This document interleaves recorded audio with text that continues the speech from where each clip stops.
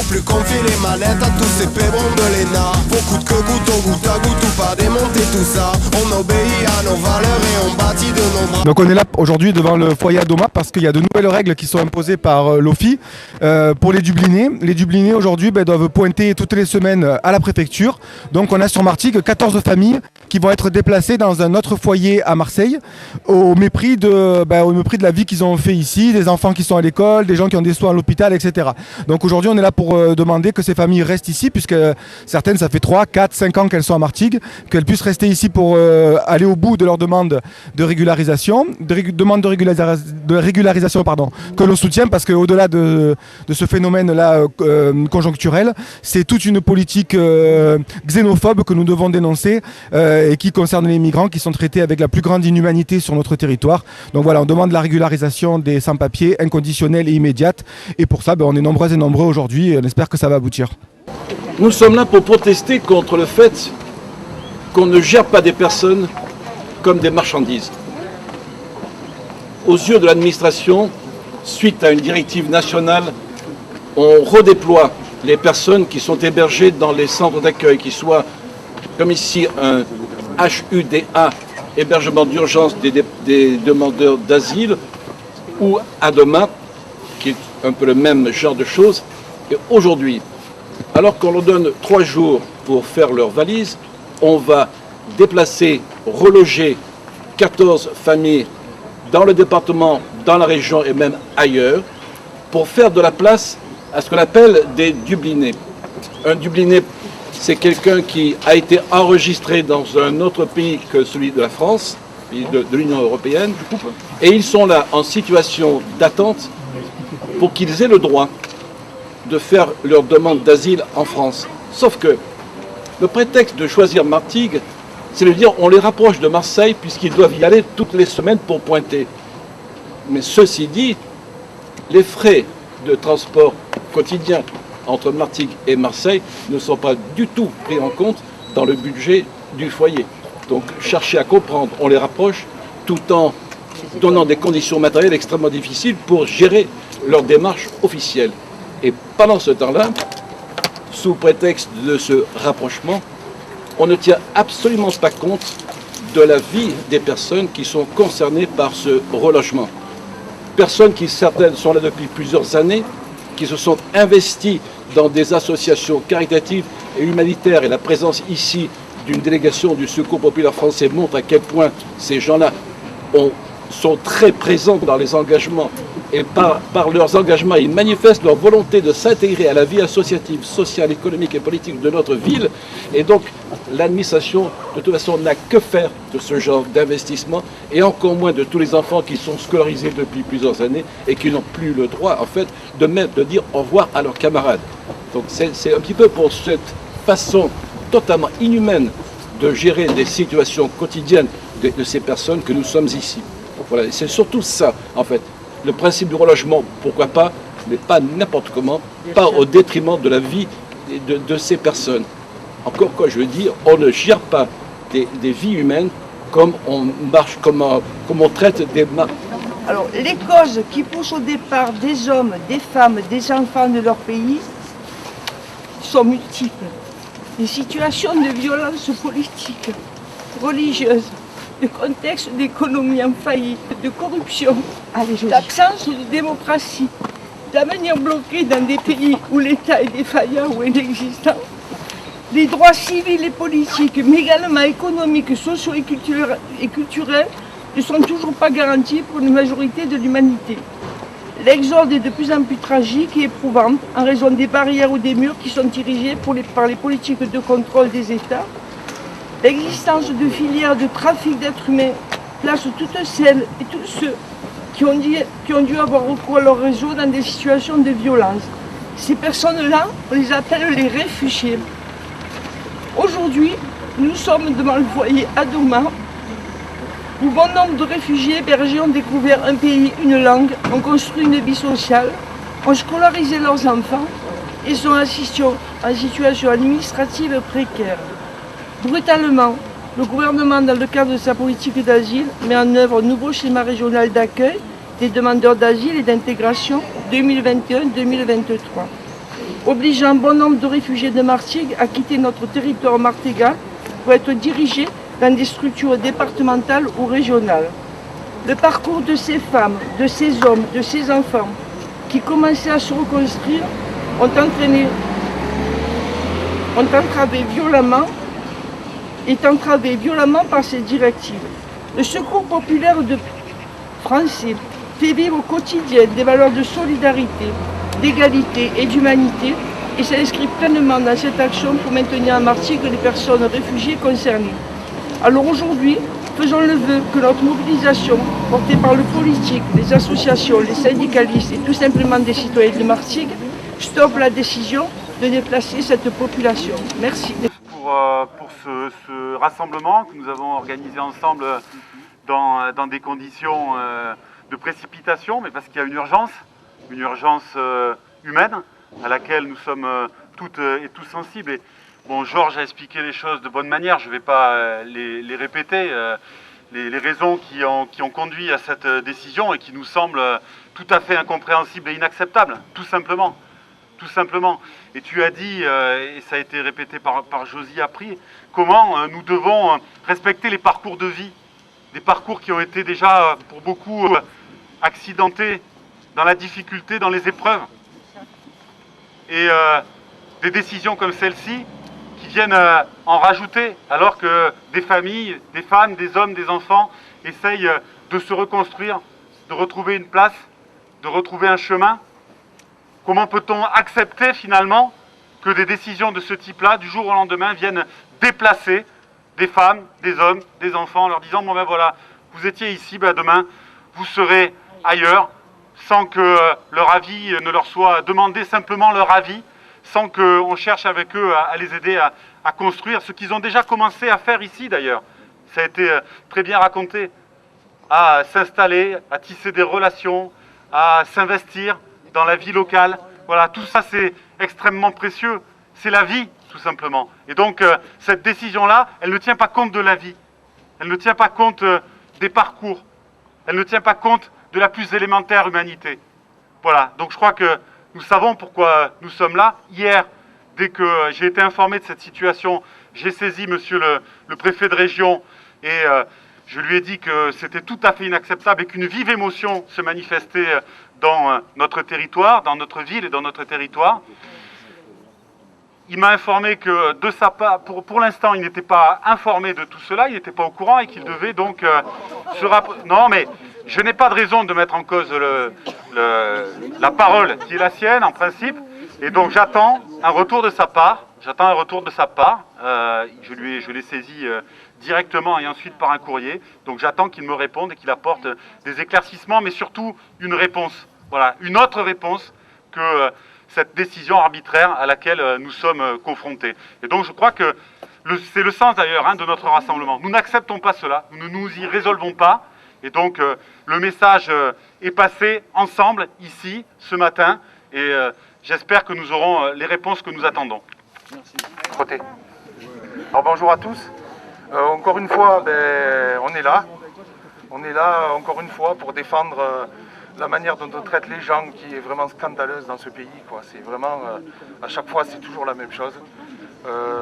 Comme à chaque fois, la CGT amène son soutien à tous ceux qui en ont besoin, tous ceux qui souffrent et tous ceux qui ont besoin de nous, clairement. Donc nous apportons tout notre soutien aux familles, aux enfants qui sont traités comme des numéros.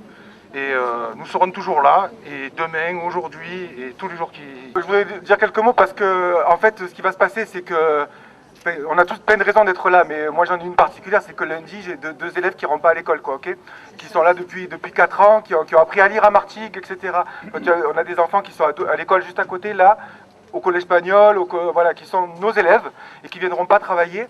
Parce qu'en fait, tout ce qu'on dénonce aujourd'hui, bien sûr, il y a une situation conjoncturelle que les camarades ont parfaitement bien expliqué, mais en vérité, c'est une politique du non-accueil généralisée depuis des années. Le but, c'est d'organiser le plus mal possible l'accueil des populations. Ceux qui ont survécu à la traversée de la Méditerranée, ceux qui ont survécu à la traversée du désert, et bien ici, de leur faire le maximum de files d'attente dans les préfectures, de prendre leurs dossiers, de ne pas les prendre, de les rejeter, etc. C'est une politique du non-accueil qui est mue par une logique, par une philosophie xénophobe et raciste. C'est ça qu'il faut dire. C'est-à-dire que le soubassement de nos politiques européennes et françaises en matière d'accueil, enfin de non-accueil du coup, des populations migrantes et des exilés. C'est une politique qui est basée sur la peur de l'autre, sur le rejet de l'autre.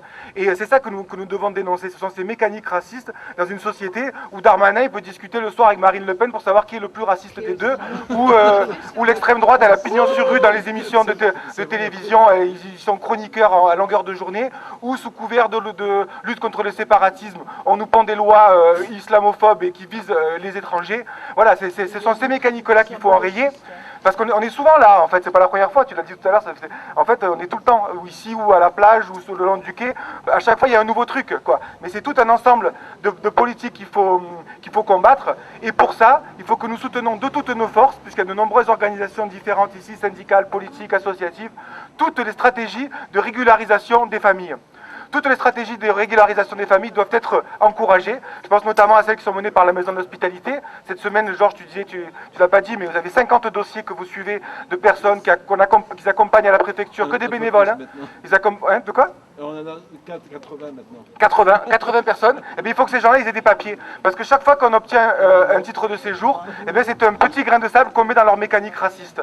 Et donc voilà, donc on est là pour ça aussi. Il faut aussi qu'on se dise qu'au-delà de ce rassemblement, il faut qu'on soutienne toutes les stratégies qui sont mises en place sur notre territoire pour régulariser les gens. Il faut des papiers pour tout le monde ou pour personne. Voilà. Je voudrais bien passer la parole à Augustine, parce qu'on a parlé de ces familles qui sont actuellement menacées, mais il y en a déjà qui sont déjà partis, en fait. Ça, on ne vous l'a pas dit, mais il y en a déjà qui sont partis, parce que tout se fait en catimini, et les personnes qu'on ne connaît pas, qui ne sont pas suivies par le réseau, on n'en sait rien, et c'est très facile pour l'administration de les mettre dans un bus et de les envoyer à Marseille. Il y en a qui sont partis la semaine dernière, ou il y a 15 jours, et il y a ceux qui sont là, et qui ont peur que ce soit les prochains, vous comprenez? Tout le monde vit dans la terreur. Donc merci d'écouter le témoignage d'Augustine, qui est courageux. Merci. Bonjour l'Assemblée. Bonjour l'Assemblée. Moi je suis Augustine et demandeur d'asile. Voilà. Je vais raconter mon histoire personnelle. Il y a, disons, vers fin décembre, j'étais là quand une famille est venue nous voir et pour dire, bon voilà, j'ai été affectée vers Avignon. On doit partir, ceci, cela. Lui, il était content parce qu'il était déjà sur une liste d'attente. Lui-même, il avait demandé à partir. Donc, tout le monde était content pour lui de partir et tout. Voilà, vers fin décembre, on l'a accompagné, il est parti. Mardi, j'étais là quand une voisine à moi est venue me voir. Toc, toc, Augustine, tu es là. Oui, elle est rentrée pour dire, mais voilà. On m'appelle pour dire que j'ai été mutée, on m'envoie vers Avignon, voilà, voilà. Presque à terme.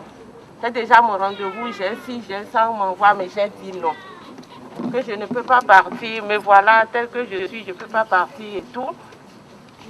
Mais je ne sais pas si les raisons évoquées vont me permettre de rester ou non, parce qu'ils ont déjà dit que tes raisons ne sont pas valables et tout. Mais on verra. On te laisse quelques jours pour réfléchir. L'intéressée n'est même plus là, elle est là à l'hôpital, excusez-moi. Voilà. Entre-temps, je suis là quand ma voisine, toujours, parce qu'on est une famille comme ça dans le même couloir, elle est venue me voir pour dire, Augustine, est-ce que tu sais qu'ils vont envoyer telle personne à tel endroit? Je dis, ah, qu'est-ce qui se passe? Et puis on ne nous informe pas. Cette histoire devient sérieux. Hein? Les enfants vont à l'école. On tape seulement pour dire, bon, on t'appelle, genre, un secret, c'est comme si c'est un secret, tu es là, ton assistant t'appelle pour dire, tu peux passer me voir, tu vas la chuchoter à l'oreille. Tu es informé, voilà, que tu sais que tu dois finir, tu dois partir tel jour et tout. Moi, j'ai 2 enfants qui ont eu du mal à se faire une place ici à Martigues. On ne peut pas nous déloger comme ça. Je dis, mais Augustine, tiens-toi tranquille. Tu es passé comme ça. Une affectation devrait t'envoyer quelque part où il n'y a même pas de transport. Elle-même, elle a complété. Augustine, tu sais, il n'y a même pas de transport là-bas derrière hier que je ne sais pas.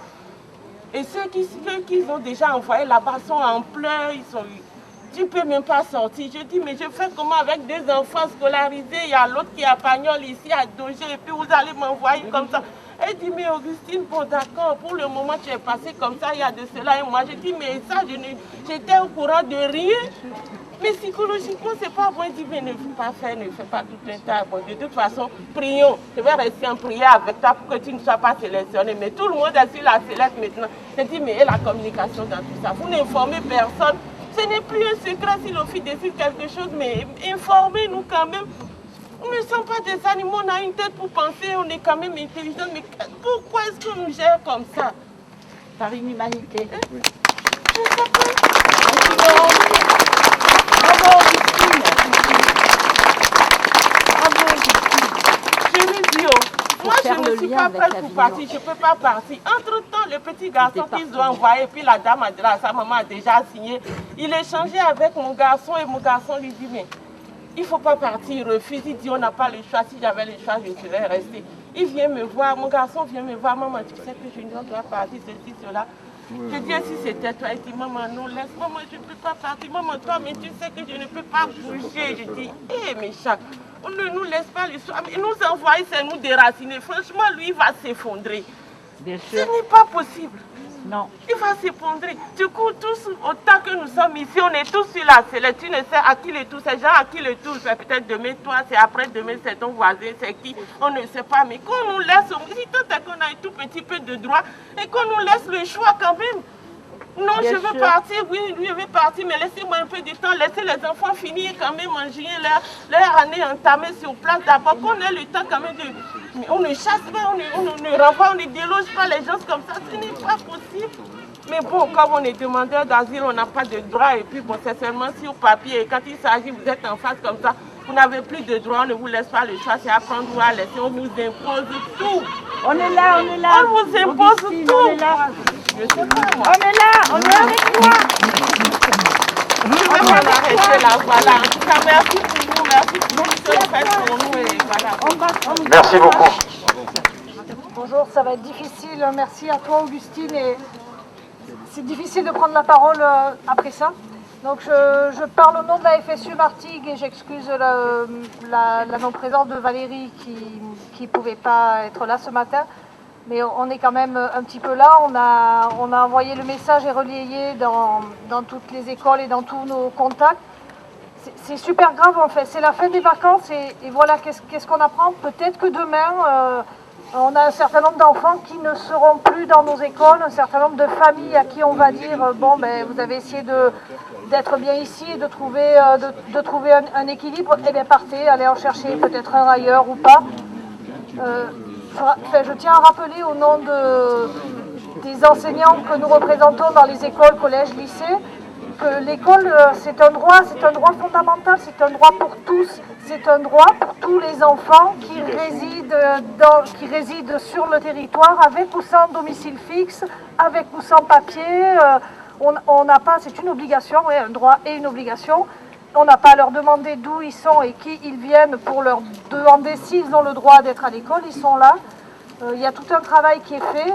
Et dans nos écoles, tout est mis en place, enfin aussi bien que possible pour que les enfants soient bien, qu'ils aient droit au bien-être, aussi bien qu'à l'éducation et qu'à l'instruction, parce que je pense que le but de l'école, c'est pas que l'éducation et l'instruction, c'est aussi le bien-être, l'équilibre, le partage. Les enfants sont là et demain, on va dire à leur famille, vous avez entendu ce qu'a dit Augustine, non, vous partez ailleurs. C'est vraiment ne pas considérer l'humain pour de l'humain. C'est des numéros, c'est des dossiers. Un dossier n'est pas à terme, vous partez. Bon, nous, on est scandalisés. Franchement, on est scandalisés. On serait peut-être incapable aujourd'hui nous, on n'a pas compté combien d'enfants, mais que ça soit 1, que ça soit 2, que ça soit 20 ou 100, c'est grave. C'est grave pour toutes ces familles, c'est grave pour tous ces enfants. Et je tiens, au nom de mes collègues, à réaffirmer les valeurs qu'on défend, de solidarité, de partage, d'éducation et de droits, les mêmes pour tous. Voilà, c'est pas un discours préparé et franchement difficile après Augustine. Encore une fois, bien merci à elle d'avoir pris la parole et d'avoir dit ce qu'elle vit. Mais nous, nos élèves, on les veut dans nos écoles demain. Ils ont le... Déjà, bonjour tout le monde. Je représente l'ANC Bassin Ouest. On a appris ce qui se passait hier soir, donc on arrive en mode carac. Et on ne va pas redire ce qui a déjà été dit. Ce qu'a dit Augustine, son témoignage, il était hyper touchant. Et à un moment, mes camarades, ce qu'il faut se dire, c'est que ces gens-là en face, ceux qui vont décider de déplacer des gens, ceux qui vont décider de les expulser, c'est des gens qui sont déconnectés. On ne peut pas demander à des gens qui ne connaissent pas la misère de choisir pour des gens qui sont dans la détresse, qui sont dans la misère. Là, ce qui se passe ici, on a répondu à l'appel d'organisation pour tous ces gens qui vont se faire expulser. Mais je pense, et au nom de l'ANC, alors je vais demander, c'est pas encore sûr qu'il y ait un rassemblement lundi, mais je pense qu'il faut qu'on soit là, qu'on aille au bout des choses, parce qu'en face ils vont au bout des choses. Ça veut dire que quand ils vont venir pour récupérer ces gens-là, pour les envoyer à Marseille, il faut qu'on soit là nous aussi et qu'on les empêche de les expulser. Il faut, peu importe la personne, si on se coupe, il y a du sang qui saigne. Ça veut dire que quand ces gens ils sont attaqués, c'est comme si nous on était attaqués. Si c'est pas nous, ça peut être nos grands-parents, nos arrière-grands-parents, ou peut-être nos enfants, je ne le souhaite pas. On ne sait pas de quoi demain il est fait. Donc on se doit de défendre ces gens comme si on défendait notre propre famille, comme si on défendait notre propre gamelle, comme si on se défendait à nous-mêmes. Donc voilà, j'espère que lundi, il y aura autant, voire plus de monde, quand ils viendront les bus et les condés pour amener ces gens à Marseille, et après les expulseurs de France. La terre elle appartient à tout le monde, les frontières c'est qu'une illusion. Ça me fait chaud au cœur de voir tout ce monde-là, et voilà, et puis on lâche rien, et lundi on va être là. Juste un mot pour dire que les insoumis de la France Insoumise, on est très très contents d'être parmi vous, et en même temps c'est tout naturel, nous y serons, nous y sommes chaque fois que besoin est. Donc nous sommes très heureux que certains aient pris l'initiative, comme le PCF, la LDH, de ce rassemblement. Nous nous y joignons vraiment volontiers parce que je pense que nous mesurons le degré d'humanité d'une société au soin qu'elle prend aux plus fragiles, les enfants, les personnes âgées, les plus démunis. Et nos amis humains migrants qui sont en voie de reconstitution après avoir subi tout ce qu'ils ont subi dans le pays qu'ils ont été obligés de quitter, eh bien nos amis migrants sont parmi l'humanité de ces gens les plus fragiles. Donc nous mesurons le degré d'humanité de notre société aux soins que nous prenons d'eux. Et là, ce n'est pas du tout un bel exemple que donne le pouvoir en les traitant comme des numéros. Si certains ne sont pas des marchandises, c'est surtout à eux qu'il faut penser, les plus fragiles, les plus démunis d'entre nous. Voilà. Merci. Bonjour à tous, je suis fédéral donc de la JOC, donc la Jeunesse ouvrière chrétienne. Je suis accompagné aussi de le fédéral de Marseille. Donc on ne peut pas trop grand chose à ajouter, vous avez tous bien parlé de la chose. Et donc nous, donc JOC, on soutient totalement la jeunesse, qu'elle soit française, syrienne, turque, n'importe laquelle, quoi qu'il arrive, voilà. Donc la JOC soutient totalement ce mouvement et lutte contre cette dérive que je dirais un peu fasciste, dans un sens.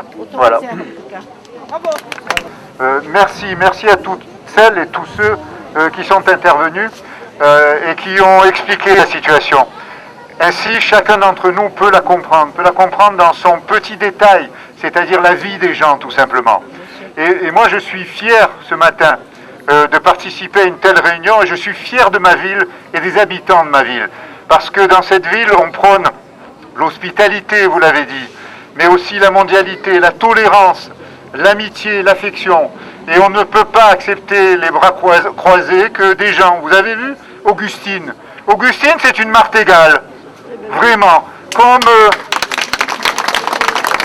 C'est une martingale comme ceux qui sont venus il y a 2 et 3 générations, des Grecs, des Espagnols, des Italiens, des Portugais, des Pieds Noirs, des habitants de l'Algérie, de la Tunisie, d'Afrique. Et voilà. Et Augustine et tout cela forment le creuset martingale, les vrais habitants de notre pays et de notre ville. Alors, défendons-les et continuons à les accueillir.